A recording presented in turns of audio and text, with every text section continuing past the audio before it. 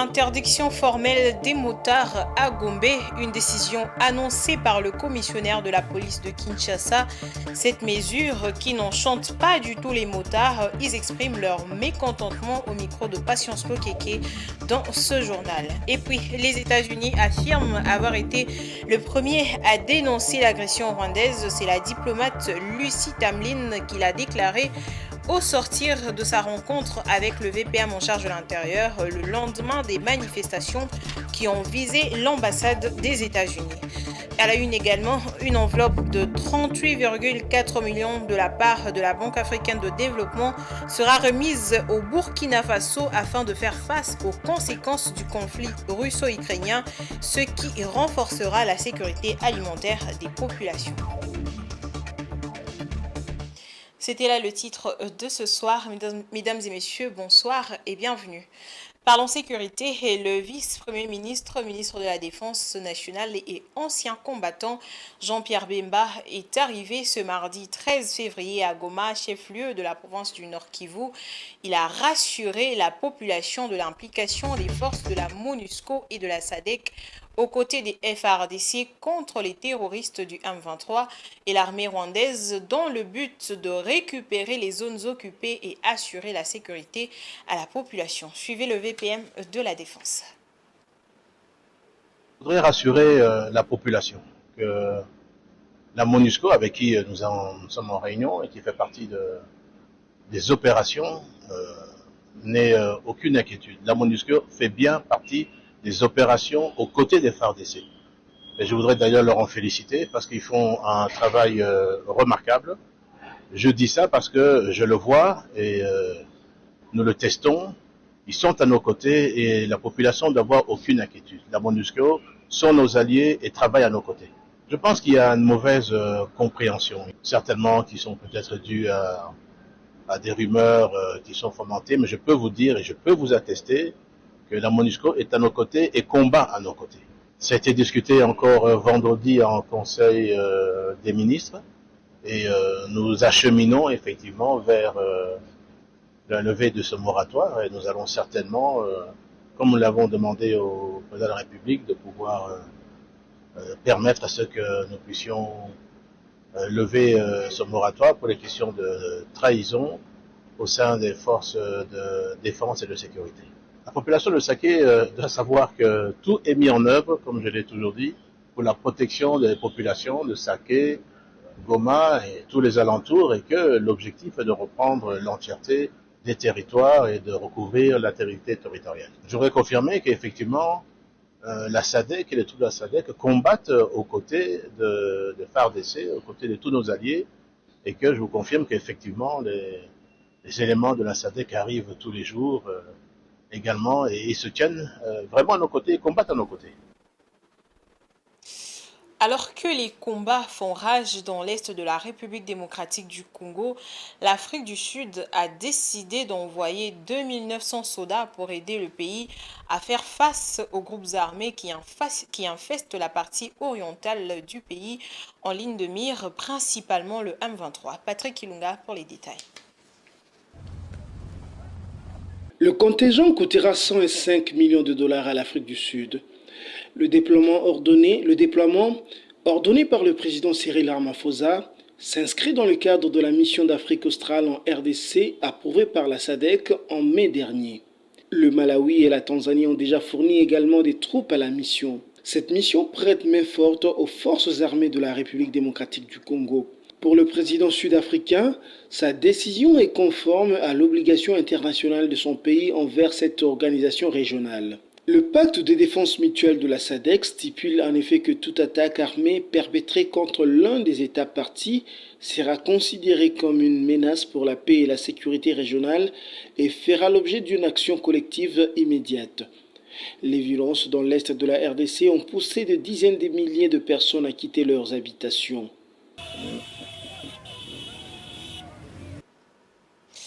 Je l'ai annoncé au sommaire, les États-Unis d'Amérique qui ont été le premier pays à dénoncer l'agression rwandaise en République démocratique du Congo. C'est l'ambassadrice américaine en poste au Congo qui l'affirme. Lucie Tamlin a fait cette déclaration à l'issue de sa rencontre avec le vice-premier ministre en charge de l'Intérieur et Sécurité, Peter Kazadi. La diplomate a été reçue au lendemain des manifestations qui ont visé particulièrement l'ambassade des États-Unis d'Amérique en RDC. Et je vous propose de suivre Lucie Tamlin. Je viens de m'entretenir avec son Excellence, le ministre de l'Intérieur. On a parlé sur l'impact de la violence qui a ciblé l'ambassade des États-Unis ainsi que les autres missions diplomatiques le 10 février. Et nous avons parlé de l'impact sur nos opérations au quotidien. Je me suis félicitée des mesures qui ont été mises en place et Monsieur le ministre m'a expliqué quelles sont les mesures qui dorénavant vont être en place pour assurer la sécurité des missions diplomatiques et le personnel diplomatique. Nous attendons de reprendre toutes nos activités qui sont bénéfiques pour la population, mais aussi qui va renforcer nos relations avec le gouvernement. Et nous espérons que nous pouvons le faire dans la paix et la sérénité, sachant que ce que nous faisons, c'est en partenariat avec le gouvernement et la population de la RDC. Les États-Unis ont été le tout premier pays de dénoncer l'agression rwandaise dans l'est de la RDC. Nous continuons à travailler avec tous les acteurs pour chercher une solution diplomatique qui va permettre la paix à revenir dans l'est de la RDC et la population à revenir chez eux. Et après des manifestations pendant 2 jours devant les sites diplomatiques à Kinshasa, le gouvernement décide de prendre des mesures sévères à l'encontre des fauteurs de troubles au terme d'une réunion avec les services de sécurité dont la police nationale congolaise. Le VPM Peter Kazadi entend réguler autrement la situation sur ses ordres. La police sera à pied d'œuvre à partir de ce mardi. Pas de moto en ville et les badauds avisés quant à leur présence sur le boulevard et la ville. Je vous propose de suivre le commissionnaire général de la police en RDC, le général Alunga Boni. Nous sortons d'une réunion avec le vice-premier ministre pour revoir d'une manière brève la situation sécuritaire de la ville. Et à l'issue de cette réunion, plusieurs dispositions ont été prises, notamment l'interdiction formelle de voir les motos circuler dans la ville. Toutes les motos qui seront retrouvées en ville seront d'abord saisies. Ensuite, le propriétaire ou l'utilisateur sera mis en détention. Et de deux, tous ces badauds qui ne font rien et sillonnent la ville toute la journée, jusque sur le boulevard, seront tous arrêtés et mis dans un lieu sérieux pour répondre de leurs actes. Il est strictement interdit de le voir sillonner dans la ville. Et oui, les revendeurs, évidemment. Et de trois, tout attroupement en ville est interdit. Nous ne pouvons plus avoir plus de 5-6 personnes s'attrouper en ville. C'est vraiment interdit. Donc, nous rappelons aux gens de bonne conscience et les gens qui savent écouter que plus rien ne sera comme avant et que la police fasse à la vitesse supérieure parce que l'acte posé pendant les 2 jours a été largement suivi à travers les réseaux sociaux et tout le monde a compris le message. Il est temps d'arrêter et puis de laisser les choses marcher normalement parce que plusieurs personnes ont droit de travailler. Pas de circulation des taxis motos à Gombe, c'est la décision du commissaire divisionnaire de la police de Kinshasa à l'issue d'une réunion de sécurité organisée par le ministre de l'Intérieur hier dans la soirée. Après des manifestations organisées pendant 2 jours à Gombe, une mesure qui n'a pas du tout enchanté les motards. Ils ont appelé le gouvernement à alléger cette mesure. Ils sont au micro de Patience Lokeke et de Giscard Tamba. Malgré les mesures prises par les commissaires divisionnaires de la police de la ville-province de Kinshasa lundi 12 février, lors d'une réunion sécuritaire organisée par le ministre de l'Intérieur Peter Kazadi dans la soirée, interdisant notamment les attroupements de plus de 6 personnes, le vendeur ambulant ainsi que la circulation des taxis motos à la Gombe. Mais l'on peut voir, bien qu'en nombre réduit, la circulation de taxis-motos sur le boulevard du 30 juin sans être inquiétés par les forces de l'ordre. Quelques motards trouvés dans les avenues de la Gombe ont au micro des Géopolice exprimé leur mécontentement. Non, ce n'est pas du tout normal. Ce n'est pas du tout normal d'interdire la circulation de motos ici à Gombe, parce que la moto aide beaucoup de personnes arrivées dans les endroits où les véhicules ne peuvent arriver et avec les embouteillages, la moto facilite. Nous demandons au président de la République d'instruire le ministre de l'Intérieur d'alléger cette mesure. Les motards ne sont pas des inciviques, c'est juste un manque d'emploi. Non, ce n'est pas bien. Et ça, juste un manque d'emploi. C'est regrettable d'entendre la décision du ministre parce que la marche d'hier, c'était pas les motards, mais les Congolais qui revendiquaient contre l'agression rwandaise. Nous sommes des responsables. Nous n'avons pas d'autre travail que ça. Et c'est avec ça que nous prenons en charge nos familles, qui nous laissent travailler dans le calme. Signalons que cette mesure est tombée juste après 2 jours de manifestation de la population de Kinshasa devant les ambassades de France, des États-Unis, dénonçant les agressions de l'Est et aussi les silences de la communauté internationale face à cette guerre. Plus de 5000 déplacés sont déjà retournés dans la chefferie de Banyali Tchabi, un chiffre livré par leurs représentants sur place qui adresse sa gratitude au gouvernement provincial et demande par ailleurs à celui-ci de faire retourner ceux qui sont jusqu'ici dans les différents sites. Des amples détails dans ce reportage. Depuis l'année 2023, les activités socio-économiques ont repris dans la chefferie de Banyali Tchabi, à environ 5 km au sud de la ville de Bunia, dans le territoire d'Irumu. Cette zone, jadis sous menace des terroristes ADF, a connu des opérations militaires de grande envergure. Aujourd'hui, excepté des cas isolés d'attaque, cette partie a déjà repris son élan. Plus de 5000 personnes qui avaient quitté leur chefferie ont fait leur retour grâce aux moyens mis à leur disposition par le gouvernement de l'état de siège. Tout en adressant sa satisfaction aux autorités militaires, les représentants de ces retournés, Sumbusu Kamwanya, plaident à ces derniers d'aider les autres familles hébergées dans les sites à les rejoindre. Nous demandons au gouverneur sans oublier l'administrateur. Nos frères sont restés à Komanda, n'ont pas de moyens de retour. Comme ils avaient fait, s'ils peuvent nous donner des véhicules, je pense que personne ne va rester à Komanda parce que nous qui sommes à Tchabi, nous sommes déjà bien. Nous commençons déjà à planter et nous avons déjà récolté.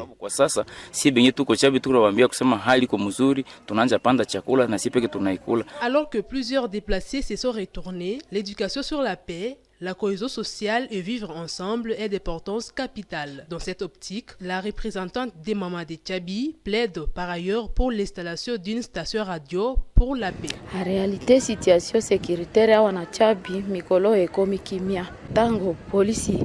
Depuis que le gouverneur a déployé les policiers, nous sommes bien.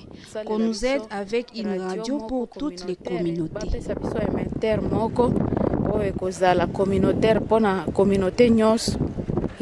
Une des communautés vivant dans cette partie de la République pense par ailleurs que l'organisation des dialogues entre les communautés locales faciliterait le pardon et la cohabitation pacifique.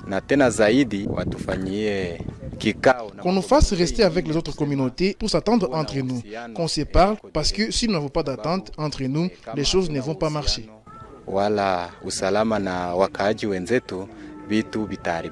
Sur place, on peut déjà observer des activités sportives entre les jeunes du milieu et ceux de la province voisine du Nord Kivu. Le 13 février de chaque année marque la journée mondiale de la radio. Pour cette année, la journée est célébrée sous le thème « Célébrer le riche passé de la radio, sa pertinence toujours actuelle et son avenir prometteur ».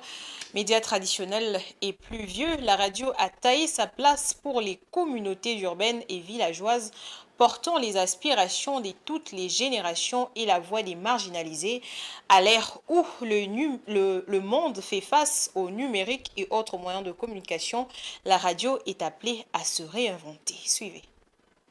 La Journée mondiale de la radio 2024 marque le centenaire de la radio, diffusant des contenus informatifs, divertissants et éducatifs aux quatre coins du monde. La radio est devenue en un siècle le média le plus proche du cœur et de l'esprit humain. Elle nous aide à étancher notre soif d'information et facilite la prise de décisions aussi bien au quotidien qu'en temps de crise et d'urgence. Outil indispensable pour préserver la liberté d'opinion et d'expression. Elle s'avère souvent être le seul média capable de fonctionner en temps de crise. La radio est aussi le média qui inspire le plus confiance, comme le démontrent invariablement de nombreuses études. Pour une grande majorité des personnes, elle surclasse en effet la télévision, l'Internet, les réseaux sociaux et la presse écrite.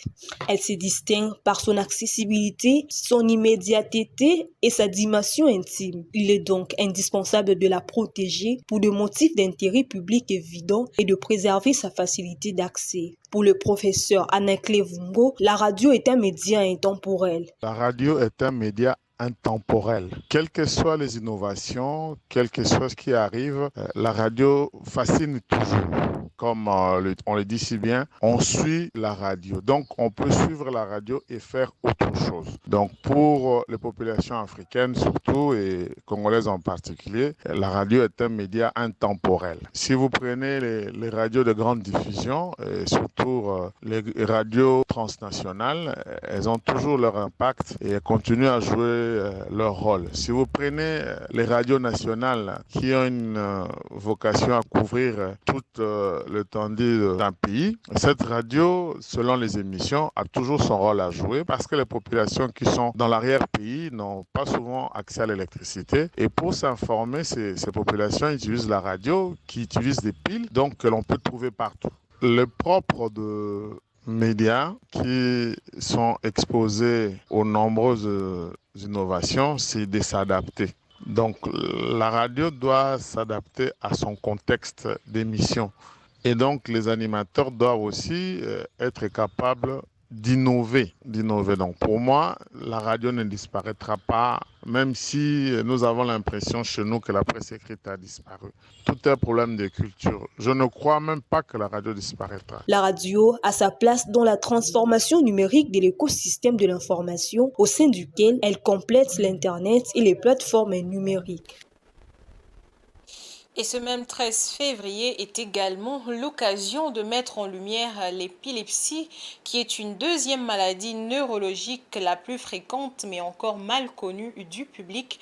Malgré les avancées médicales, les préjugés persistent et la stigmatisation qui en découle. Pour cela, il est essentiel d'accroître la sensibilisation et l'information sur l'épilepsie. À cette occasion, le docteur Célestin Caputou, neurologue et chef du département de neurologie aux cliniques universitaires de Kinshasa, nous éclaire sur la maladie. Il est joint au téléphone par Rachel Misenga.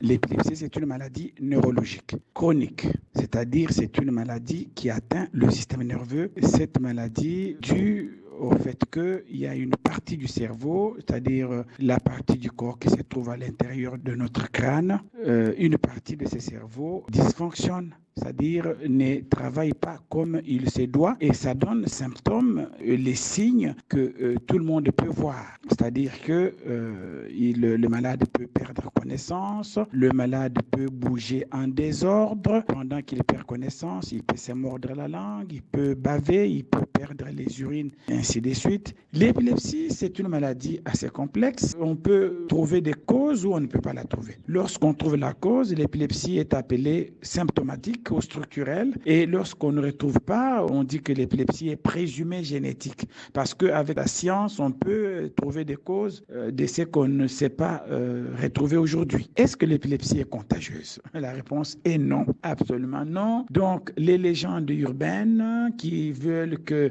la salive d'un épileptique fait attraper à la personne qui entre en contact devient épileptique, c'est une légende. La légende qui veut que lorsqu'il y a une flatulence flatulence et que si un épileptique a une flatulence et que quelqu'un qui est à côté sent ça, il va devenir épileptique, c'est faux, ce n'est pas du tout vrai. Donc, tout ce qui se raconte autour de l'épileptique contagieuse, voilà, il ne faut pas le toucher, il ne faut pas toucher sa salive, il faut pas, quand il fait un P, il faut être loin. Tout ce qui se raconte autour de l'épilepsie puisse être battu en brèche. C'est faux. Alors, comment vivre avec l'épilepsie? Un épileptique, écoutez, il y a un neurologue français qui a dit qu'il n'y a pas une autre maladie que l'épilepsie dans laquelle les préjugés sont plus graves que la maladie elle-même. C'est-à-dire que les préjugés sont tellement graves qu'on imagine que l'épileptique n'a pas droit à la vie, mais en fait, l'épileptique peut faire tout, vivre, être professeur d'université, être joueur de football. Et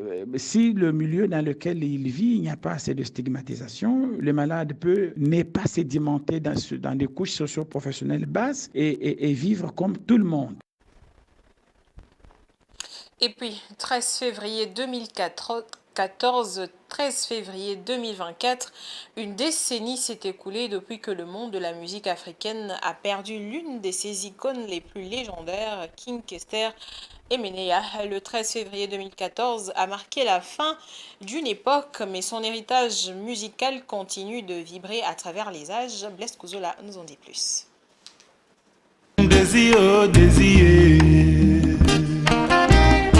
Surnommé le roi de la rumba, King Kester Emenea a laissé derrière lui un legs musical qui transcende les frontières. Débutant sa carrière exceptionnelle dans les années 70, il a conquis le cœur de mélomanes avec son style unique alliant rumba, soukous et des éléments novateurs. À l'occasion du 10e anniversaire de sa disparition, le monde de la musique se souvient de King Kester Emenea avec émotion. Des hommages vibrants affluent de 4 coins du globe, mettant en lumière l'influence durable de sa musique et de son rôle clé dans l'évolution de la scène musicale africaine. Au-delà de sa contribution musicale, King Kester Emenea était un artiste socialement engagé. Ses chansons portaient souvent des messages profonds sur la vie quotidienne, l'amour et les défis de la société africaine.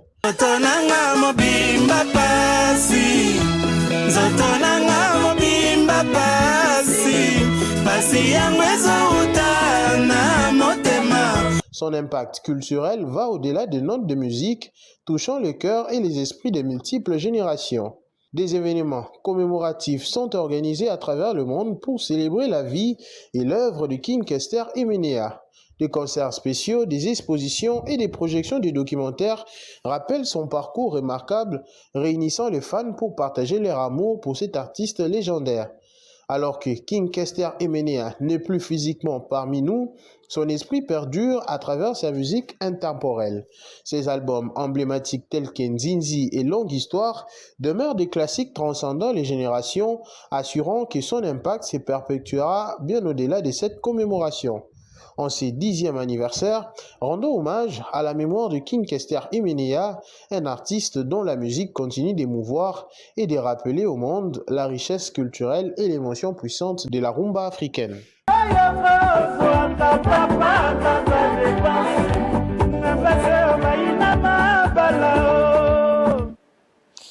Et en sport, les léopards de la République démocratique du Congo sont arrivés à Kinshasa ce lundi 12 février dans la soirée après un accueil chaleureux de la population de l'aéroport de Njili et au stade de Martyrs. C'est au palais présidentiel du Mont-Galliema que les fauves congolais ont été reçus par le président de la République, Félix Tshisekedi, qui les a encouragés pour leur parcours. Les fauves congolais vont maintenant vers le futur, où les prochaines échéances les attendent notamment. Blaise Kouzola.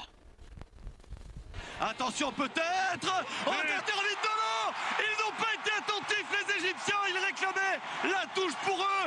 Mais les Congolais, ils ont joué parce que le ballon était bien pour eux. Personne n'attendait la RDC aussi haut à la CAN 2023. Et pourtant, les Léopards se sont hissés jusqu'au dernier carré en s'inclinant en demi-finale contre la Côte d'Ivoire et en terminant 4e de cette CAN. Une performance consacrant le renouveau du pays le plus peuplé d'Afrique francophone sur la scène footballistique continentale et qui doit beaucoup à son sélectionneur Sébastien Desabre. Arrivé en août 2022, le Français a redressé une ère des Congo en perdition. Depuis sa prise de pouvoir, Sébastien Desabre a considérablement rajeuni son groupe. Résultat, une qualification sur le fil pour la CAN 2023 et une épopée en Côte d'Ivoire qui a permis aux joueurs congolais de regagner l'amour de leur peuple. Outre la performance des Léopards, les Congolais retiennent de cette CAN qu'elle a surtout servi des tribunes pour dénoncer la guerre à l'est du pays et les silences de la communauté internationale. De cette CAN qui s'est révélée être celle du travail, selon une expression propre à Sébastien Desabre, il y a bien plus que ça. Forcément, à l'heure des bilans, ça sera une satisfaction d'être arrivé à cette étape de la compétition. Ça fait simplement un peu plus d'un an que j'ai pris la sélection. On a changé pas mal de joueurs, donc il y a un peu d'adaptation à faire en termes de principe de jeu aussi. Là, on est à la 5e semaine. C'est comme si on avait fait une année avec une sélection nationale, puisqu'on a 5 rassemblements dans une année. Donc, je pense qu'on a pris du temps, on a pris de l'avance par rapport au projet global. Et puis avoir 20 joueurs qui découvrent une compétition, qui vont loin dans la compétition, ça fera 7 matchs. Ça permet aussi d'acquérir une certaine forme d'expérience qui nous servira pour le futur, c'est sûr. Classé 4e de la dernière CAN, la RDC est en train de retrouver lentement mais sûrement son lustre datant. En marge de la cérémonie en honneur organisée dans la capitale Kinshasa, Sébastien Desabre s'est dit décidé à poursuivre son aventure avec la RDC jusqu'à la prochaine édition de la CAN et éventuellement la phase finale de la Coupe du Monde. À leur arrivée ce lundi 12 février dans la soirée à Kinshasa, les Léopards ont été reçus par le président de la République, Félix Tshisekedi, qui les a encouragés pour les échéances futures. Je suis convaincu que vous allez faire encore des merveilles, parce que ce qui est ma grande satisfaction, c'est de voir que l'équipe B, si on peut l'appeler ainsi, mais elle est totalement de la même valeur et n'a rien à envier à l'équipe A. De retour à la maison, la page doit être rapidement tournée pour laisser place aux prochaines étapes. Les éliminatoires de la Coupe du Monde sont encore devant, voire de la Coupe d'Afrique des Nations Maroc 2025 qui se jouera au mois de juin, sauf changement.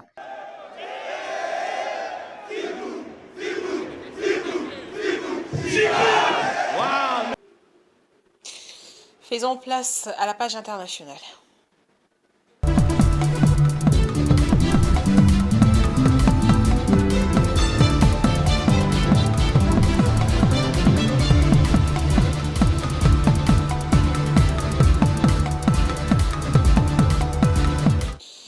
Afin de renforcer la sécurité alimentaire des populations burkinabées face aux conséquences du conflit russo-ukrainien et du changement climatique, la Banque africaine de développement va mettre à disposition du pays une enveloppe de 38,4 millions d'euros. Cet appui est dédié au projet d'urgence pour le renforcement de la production alimentaire au Burkina Faso. Renforcer la sécurité alimentaire au Burkina Faso est l'un des objectifs phares du gouvernement burkinabé. Pour accompagner le pays dans cet élan, la Banque africaine de développement va financer le projet d'urgence pour le renforcement de la production alimentaire au Burkina Faso. Lancé le 6 février 2024, ce projet sera financé à hauteur de 38,4 millions d'euros et devrait permettre de booster la production de maïs, de riz, de soja, de niébé, de sorgho et de blé. Ceci dans le but de réduire les importations de céréales de Russie et d'Ukraine. Il faut remettre les gens au travail, il faut qu'on produise, il faut qu'on mécanise l'agriculture. On a assez de potentiel pour ça. On ne peut pas dire qu'on est souverain tant qu'on tend la main pour manger. L'autosuffisance alimentaire, c'est quelque chose de très important chez nous les Africains. Au Burkina Faso, le taux d'inflation s'est accéléré à 14,4% en 2022 avec le renchérissement des importations de produits alimentaires et pétroliers. Les importations du pays ont augmenté de 9,7% en 2023. Nous avons relevé l'alignement et la pertinence de la stratégie d'intervention de la Banque africaine de développement au Burkina Faso avec les priorités du plan d'action pour la stabilisation et le développement. Nous intervenons dans les secteurs de transport, des infrastructures de transport, secteur de l'énergie, dans le secteur eau et assainissement, dans le secteur de l'agriculture. Selon les autorités burkinabées, la mise en œuvre du projet d'urgence pour le renforcement de la production alimentaire au Burkina Faso devrait permettre une augmentation de la production nationale de riz de 430 000 tonnes et celle de maïs de 707 000 tonnes. Les autres cultures connaîtront également des augmentations. Yvonne Sana Bangui est le nouveau gouverneur de la Banque des États de l'Afrique centrale. Le Centrafricain a été désigné à la tête de l'institution financière sous-régionale à l'issue d'une session extraordinaire des chefs d'État de la communauté économique et monétaire de l'Afrique centrale, tenue le 9 février 2024 par visioconférence. Yvon Sana Bangui est le nouveau gouverneur de la Banque des États de l'Afrique centrale BEAC. Le Centrafricain a été désigné à la tête de l'institution financière sous-régionale à l'issue d'une session extraordinaire des chefs d'État de la communauté économique et monétaire de l'Afrique centrale CEMAC, tenue le 9 février 2024 par visioconférence. Yvon Sana Bangui remplace à ce poste le Tchadien Abbas Mahamat Toli, dont le mandat est arrivé à terme le 6 février 2024. Yvon Sana Bangui, qui a eu à gérer plusieurs directions à la BEAC, jouit tout de même d'une polyvalence dans sa capacité d'adaptation à conduire la Banque centrale communautaire, ce qui est déjà un atout. Mais son premier défi serait celui de la restauration de l'autorité institutionnelle mise à mal par le non-respect de la hiérarchie par une direction centrale, mais aussi par quelques membres du personnel. À 49 ans, Yvon Sana Bangui devient le premier centrafricain à occuper ce poste. Économiste et ingénieur en informatique, Yvon Sana Bangui totalise 19 ans d'expérience au sein de la BEAC, occupant plusieurs postes de cadre supérieur. Il a rempli successivement les postes de chef de département et de chef du centre d'application et de compétences techniques au sein de la direction informatique et télécommunications de la BEAC. Avant sa nomination, il assumait les fonctions de directeur central des systèmes informatiques au sein de l'institution. Les défis du nouveau gouverneur de la BEAC sont nombreux, notamment l'adoption d'une position commune sur la réforme monétaire au sein de la CEMAC. Son deuxième défi, on le sait bien, ce serait le combat qu'il doit mener sur l'inclusion financière, notamment avec la démarche solitaire de son pays d'origine sur la crypto-monnaie non reconnue par les dispositions réglementaires de la BEAC. Le dernier défi qui s'impose au nouveau gouverneur de la Banque centrale, c'est de savoir amortir les chocs extérieurs consécutifs à la crise de la pandémie à coronavirus, mais aussi à la guerre Russie-Ukraine. Et il faut donc savoir agir sur les taux directeurs pour amortir les pressions inflationnistes. Surnommé l'homme aux multiples casquettes en raison de sa polyvalence et de son dévouement, Yvon Sana Bangui va occuper le poste de gouverneur de la BEAC pour les 7 prochaines années. Par ailleurs, les chefs d'État de la CEMAC ont acté la candidature d'Abbas Mahamat Toli au poste de président de la Banque africaine de développement BAD pour le compte de la sous-région. La succession du Nigérian Akinwumi Adesina à la présidence de la BAD sera ouverte en 2025. C'était tout pour ce soir, mesdames et messieurs, mais avant de vous quitter, je vais vous rappeler les différents titres. Interdiction formelle des motards à Gombe, une décision annoncée par le commissionnaire de la police de Kinshasa, une mesure qui n'enchante pas du tout les motards. Ils ont exprimé leur mécontentement dans ce journal. Les États-Unis affirment avoir été le premier à dénoncer l'agression rwandaise. C'est la diplomate Lucy Tamlin qui l'a déclaré au sortir de sa rencontre avec le VPM en charge de l'intérieur après le lendemain des manifestations qui ont visé l'ambassade des États-Unis. Et oui, une enveloppe de 38,4 millions d'euros de la part de la Banque africaine de développement sera remise au Burkina Faso afin de faire face aux conséquences du conflit russo-ukrainien, ce qui renforcera la sécurité alimentaire des populations. C'est la fin de ce journal, mesdames et messieurs. Merci à vous de l'avoir suivi.